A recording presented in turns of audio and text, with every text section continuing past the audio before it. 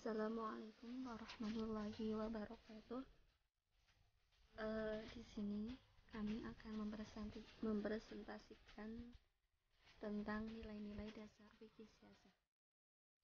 Sebelumnya, kami dari kelompok 1 yang beranggotakan saya sendiri, Efri Mubarokah, NIM 192 111 113. Kemudian Muhammad Amin Rasyidin, NIM 1921 11119. Terakhir Farah Setariana, NIM 1921111130. Selanjutnya subbab yang akan kami bahas ada 3 macam. Yang pertama tentang asas-asas siasah syariah atau politik Islam, asas-asas politik Islam, kemudian demokrasi politik Islam, terakhir toleransi politik Islam. Pertama, asas-asas fikih siasah. Asas sendiri adalah nilai dasar yang menjiwai sesuatu. Tujuan utama dari kekuasaan dan kepemimpinan dalam suatu pemerintah adalah menjaga suatu sistem ketertiban supaya masyarakat dapat menjalankan kehidupannya dengan wajar, dan pada hakikatnya pemerintah adalah pelayan masyarakat, bukan untuk melayani diri sendiri. Jadi tugas pokok utama pemerintahan adalah menjamin diterapkannya perlakuan adil kepada setiap masyarakat tanpa membedakan status apapun yang melatar belakangi keberadaan mereka, melakukan pekerjaan umum, dan memberi pelayanan dalam bidang-bidang yang tidak mungkin dikerjakan oleh lembaga non-pemerintah.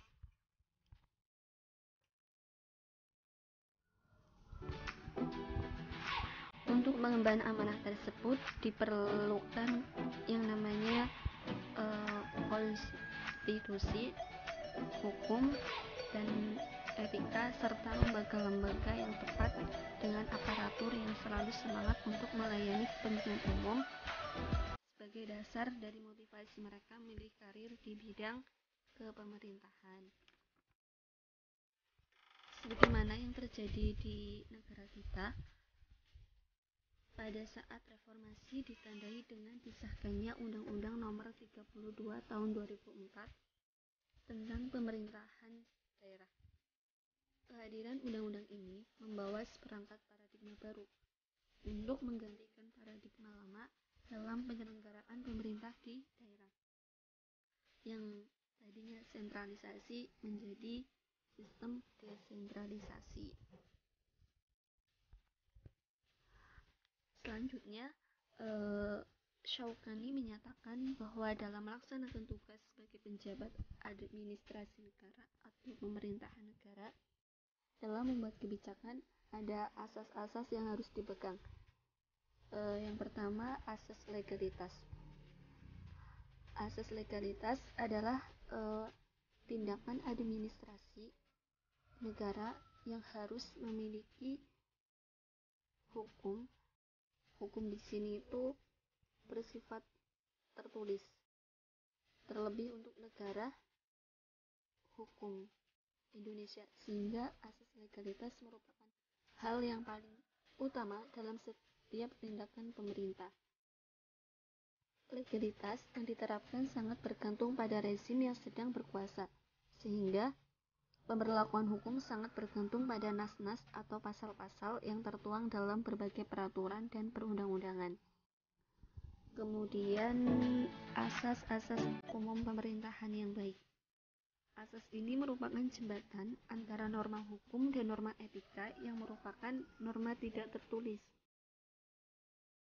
dan menjadi suatu bagian yang pokok bagi pelaksanaan hukum tata pemerintahan atau administrasi negara, dan merupakan suatu bagian yang penting bagi perwujudan pemerintahan negara dalam arti luas.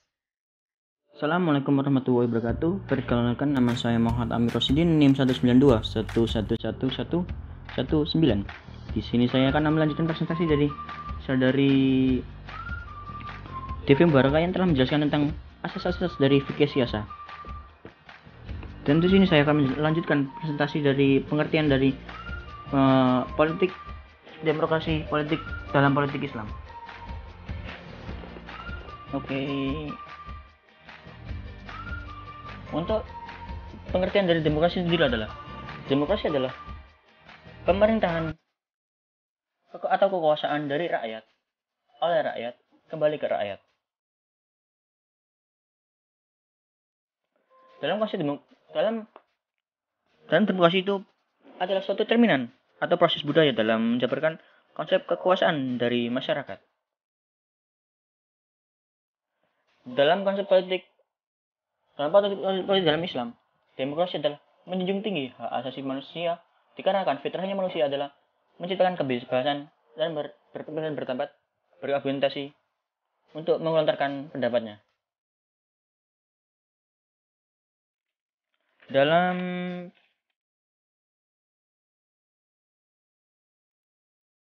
Di dalam hak asasi manusia yang paling mendasar dalam politik Islam ada bermacam-macam. Ada dua macam, yakni hak untuk hidup, hak untuk keamanan, kemerdekaan, persamaan derajat, dan pelayanan politik yang adil, dan persamaan antar manusia, tanggung jawab bersama dan tolong menolong, dan hak melakukan protes untuk unjuk rasa, dan hak pengawasan melekat. Di sini saya menjelaskan tentang hak untuk hidup. Hak yang paling mendasar dari seluruh hak asasi manusia yaitu hak untuk hidup, yang telah difirmankan oleh Allah dalam surat Al-Maidah yang berbunyi,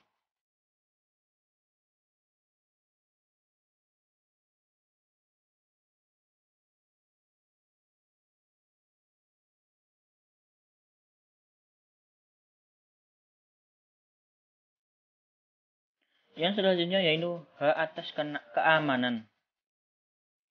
Hak hidup untuk aman dijamin oleh sistem politik Islam sebagai dicantumkan oleh dalam pasal Piagam Madinah yang bermaksudkan untuk menyatukan kepentingan kaum Muhajirin dan Ansor dan Yahudi, sehingga kemajuan tidak dijadikan sebagai alasan konflik.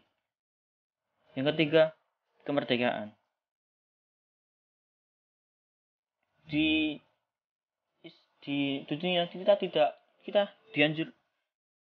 dianjurkan untuk mendapat kemerdekaan. Mungkin di zaman Rasulullah kebanyakan terjadinya perbudakan, dan dalam cerita seperti Abu Bakar yang telah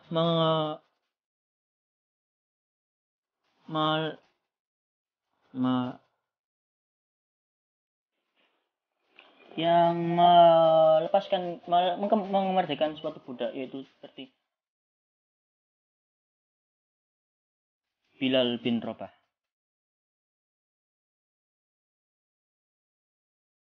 Yang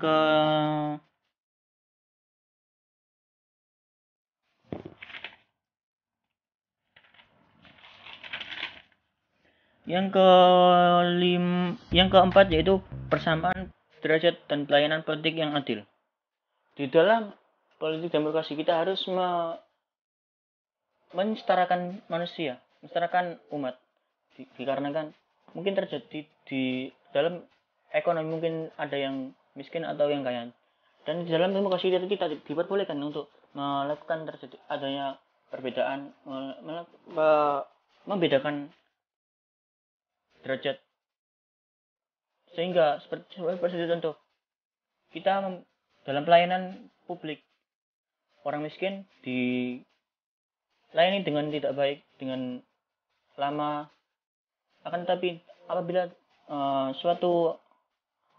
seseorang itu melayani orang kaya, maka dia akan melayani dengan sebaik-baiknya dan dengan cepat. Dan yang selanjutnya yakni tanggung jawab bersama.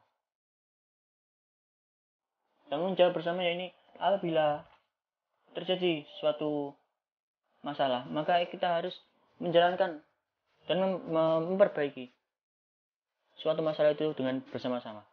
Dikatakan dengan kata bersama mungkin kita akan suatu masalah akan terjadi akan selesai dengan bersama-sama. Yang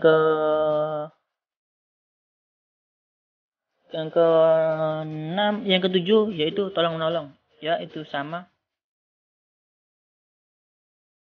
Jadi kita harus saling tolong menolong untuk menjaga kerukunan antar warga, antar masyarakat. Dan yang ke-8, hak melakukan protes, unjuk rasa, dan sebagainya. Kita diperbolehkan untuk melakukan suatu unjuk rasa apabila dalam sistem demokrasi itu terjadi kesalahan, terjadi tidak validan dalam berdemokrasi. Yang ke-9, pengawasan yang melekat. Hak pasal melekat yaitu kita mengawasi jalannya suatu demokrasi agar agar demokrasi itu berjalan dengan lancar dan tidak terjadi suatu masalah seperti masalah korupsi, dan itu harus dilakukan pengawasan agar keuangan di suatu negara itu akan menjadi lebih baik.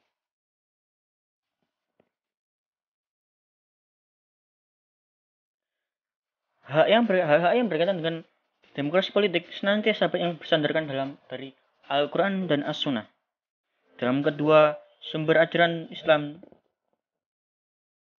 tersebut ditemukan berbagai ide dasar dan prinsip mengenai cara pembangunan, cara mewujudkan demokrasi yang baik, yang benar, yang sesuai dengan tuntunan Al-Quran.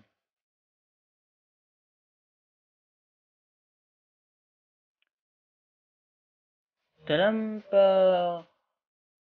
penjelasan dari Muhammad Al-Mubarak, tegaknya suatu pemerintah itu dan negara dalam konstitusi politik Islam atau fisiasa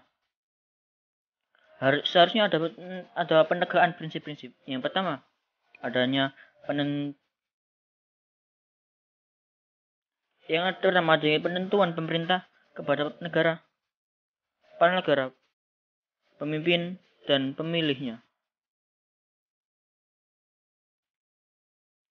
Yakni ada dua keadaan yang ditetapkan dalam menentukan kepala negara yang belum dikenal manusia dahulu dalam sejarah politik.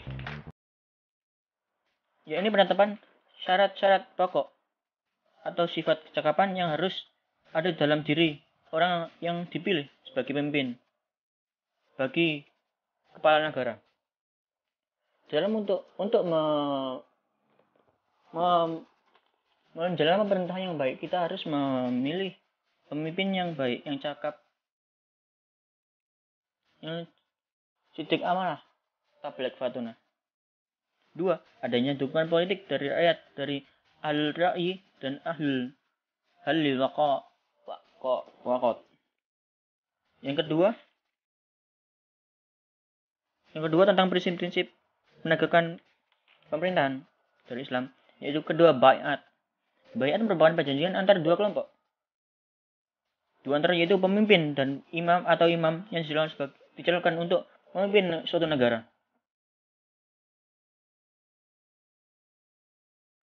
Yang ketiga, pengikatan diri dan beristilzam kepada kaidah-kaidah tasyri'.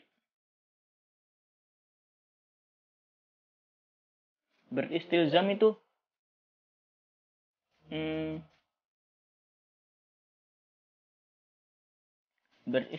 adalah berkomitmen terhadap ibadah yang sahih, yang sesuai dengan kaidah tasyri'.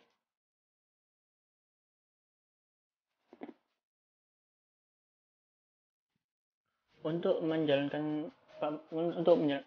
suatu kepala negara harus menjalankan syariat dalam Islam. Bukan hanya kepala negara yang harus menjalankan, rakyat juga tak boleh memberontak dari syariat. Kita harus sejalan dengan kepala negara. Apabila tidak ada satu tujuan dari satu kepala negara dengan rakyat, maka akan berbeda.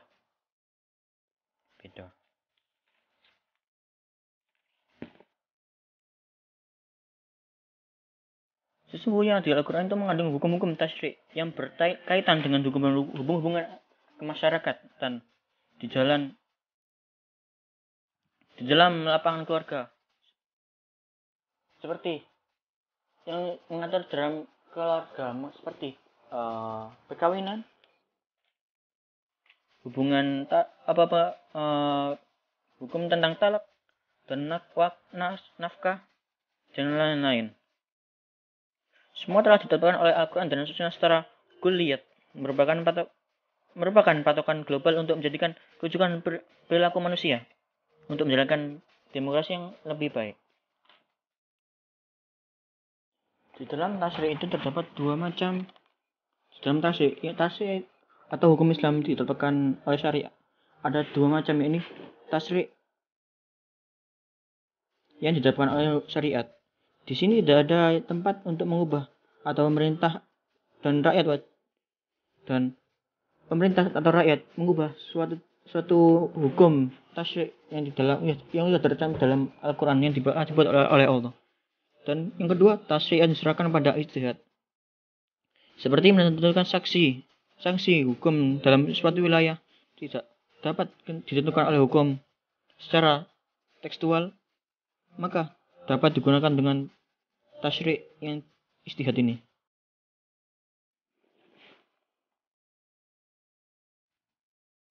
Yang keempat, yaitu musyawarah. Musyawarah yaitu suatu tujuan untuk perkumpulan manusia yang memiliki tujuan yang sama untuk memecahkan suatu masalah. Dalam musyawarah ini telah diaplikasikan oleh Rasulullah SAW dalam kehidupan perilakunya pada kehidupan di masa lampau. Sebagaimana juga diaplikasikan oleh Khulafaur Rasyidin pada masa lampau dan sesudahnya. Untuk pelaksanaan hukum-hukum syariat yang telah ditetapkan seperti mengumpulkan atau membagikan zakat atau menegakkan hudud dan melakukan hukum-hukum yang telah ditetapkan menurut Al-Quran dan As-Sunnah. Syara' hanya terdapat pada beberapa bidang. Yang pertama ini bidang tentang tasyri' yang bertujuan ijtihad. Yang di dalamnya syariat yang memperbolehkan ijtihad. Dalam urusan ini, pemerintah wajib merujuk kepada para ulama yang berwenang dan kaum yang pandai untuk menjelaskan sehingga yang memiliki hak bisa ikut terlibat dalam asyura. Yang kedua, tindakan-tindakan yang memiliki sifat umum seperti tindakan politis atau dalam contoh mengumpulkan perang atau gencatan senjata atau mengadakan perjanjian dan memutus perhubungan dan sebagainya. Yang ketiga, syura dapat dilaksanakan dalam bidang penentuan kepala negara yang bergantung pada sebuah majelis khusus yang saat itu. Yang keempat, syura yang bisa dilakukan dengan di bidang tasyri' yang bersifat ijtihad yang bergantung pada seseorang yang khusus mendalimi syariat dan orang yang memiliki pengetahuan terhadap keadaan masyarakat dan hubungan dengan tema hukum-hukum tasyri'. Yang kelima yaitu tanggung jawab. Pemerintah mempunyai tindakan seperti pemerintah itu memiliki tindakan yang berkaitan dengan urusan-urusan yang khusus atau hubungan-hubungan yang bersifat berarti di dalam bidang ini ia mempunyai tanggung jawab untuk sebagaimana seluruh manusia. Di dalam sejarah Islam yang dimulai pada zaman Rasulullah pada zaman Khulafaur Rasyidin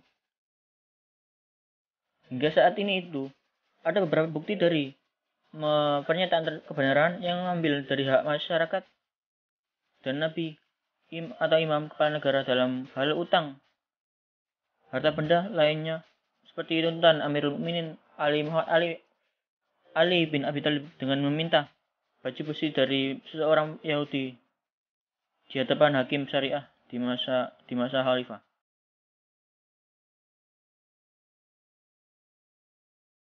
Ada dua macam tanggung jawab yang dipikul para pemimpin, penguasa pemerintah, dan para pejabat negara, yaitu tanggung jawab kepada Allah dan di akhirat nanti.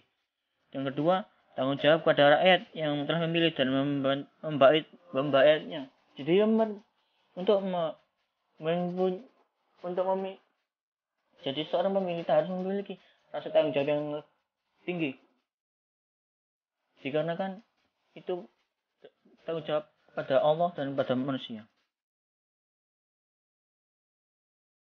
Yang selanjutnya yakni hak umat untuk melakukan pengawasan dan kritik konstruktif pada pemerintah yang sedang berlaku di suatu negara.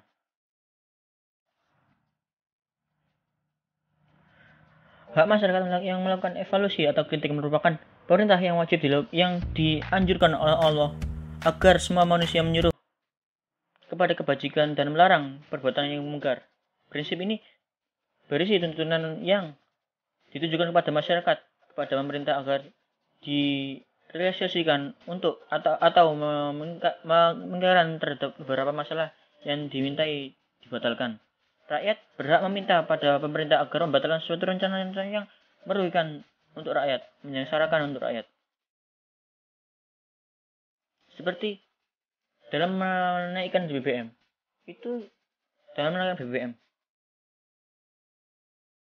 Kita diperbolehkan untuk mengunjuk rasa atau meminta harga BBM lebih turun dikarenakan kondisi ekonomi yang kurang baik.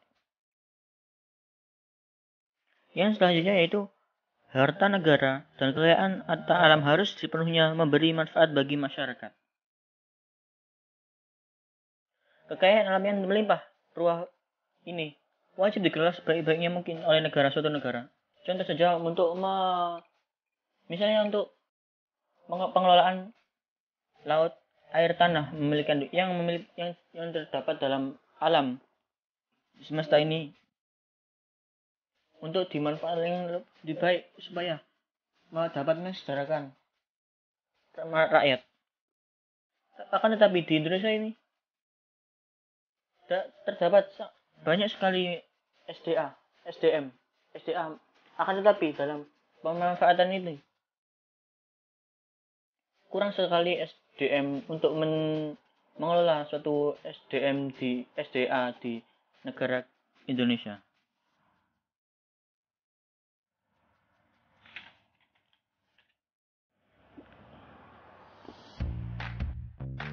Dan inilah kewajiban pemerintah untuk mengelola adanya SDA untuk bekerja memperbaiki untuk mensejahterakan rakyat bersama. Dan mungkin banyak kesalahan kata dari saya. Saya akan melanjutkan, mungkin akan dilanjutkan oleh saudari Farah Septia. Assalamualaikum warahmatullahi wabarakatuh. Toleransi politik dalam Islam. Untuk melihat apakah civil society atau masyarakat kewargaan ada atau tidak di negara-negara muslim adalah toleransi. Dengan adanya toleransi dapat membantu stabilitas masyarakat yang pada gilirannya memperkuat demokrasi. Sebaliknya, sebuah masyarakat yang diliputi oleh konflik atau sikap intoleran yang mendalam dapat membuat demokrasi sulit bertahan. Oleh karena itu, masalah hubungan antara Islam dan toleransi sangat penting untuk memahami sejauh mana demokrasi dapat berkembang dalam masyarakat muslim. Jadi, toleransi merupakan hal yang paling utama dalam menciptakan keberagaman di dalam era demokrasi. Prinsip politik Islam. 1. Musyawarah. Musyawarah tidak hanya mewujudkan rasa kemanusiaan sesama manusia, tetapi juga juga merupakan wujud rasa ketuhanan atau takwa kepada Allah. Dalam musyawarah, setiap peserta memiliki hak menyatakan pendapat yang bebas dan memiliki kewajiban mendengar pendapat orang lain dengan penuh pengertian dan rasa hormat. 2. Keadilan. Prinsip ini berkaitan dengan keadilan sosial yang dijamin oleh sistem sosial dan sistem ekonomi Islam. Prinsip keadilan yang terkandung dalam sistem politik Islam meliputi segala jenis perhubungan yang berlaku dalam kehidupan manusia, termasuk keadilan di antara rakyat dan pemerintah, serta di antara dua pihak yang bersengketa di hadapan pihak pengadilan. Penegakan keadilan menjadi inti misi sosial para nabi, sejak Nabi Adam sampai Nabi Muhammad. Sampai akhirnya penegakan keadilan sosial menjadi lebih relevan untuk bangsa yang sedang bergerak menjadi negara industri. 3. Kejujuran adalah modal penting bagi sebuah perundingan atau permufakatan. Para anggota masyarakat demokratis dituntut untuk menguasai dan menjalankan permufakatan yang jujur dan sehat. Permufakatan yang dicapai melalui rekayasa sesungguhnya merupakan hasil dari sebuah konspirasi, tidak hanya merupakan permufakatan yang curang, tapi juga merupakan pengkhianatan langsung kepada nilai dan semangat demokratis. Oleh karena itu, faktor ketulusan dalam usaha bersama mewujudkan tatanan sosial yang baik untuk semua masyarakat dan dapat membebaskan diri dari kepentingan sempit termasuk egoisme politik. Dalam konsepsi politik Islam, ada beberapa hal yang harus diperhatikan. Pertama, Islam di dalam Al-Quran dan Sunnah mengharuskan umatnya memegang teguh prinsip kaidah-kaidah umum bagi pemerintahan. Kedua, kata al-khilafah tidak hanya berarti tegaknya seorang kepala bagi kaum muslimin yang menjadi pemimpin dan penguasa mereka, yang menggantikan posisi Nabi dalam sifatnya sebagai seorang pemimpin kaum muslimin dan kepala negara mereka. Ketiga, ungkapan sistem al-khilafah atau sistem pemerintahan Islam berarti kumpulan prinsip-prinsip dasar yang dibawa Islam di dalam dua sumbernya, yaitu Al-Quran dan As-Sunnah. Dan dari dua sumber itu, para ulama muslimin mengistimbatkannya di dalam lapangan pemerintahan dan negara.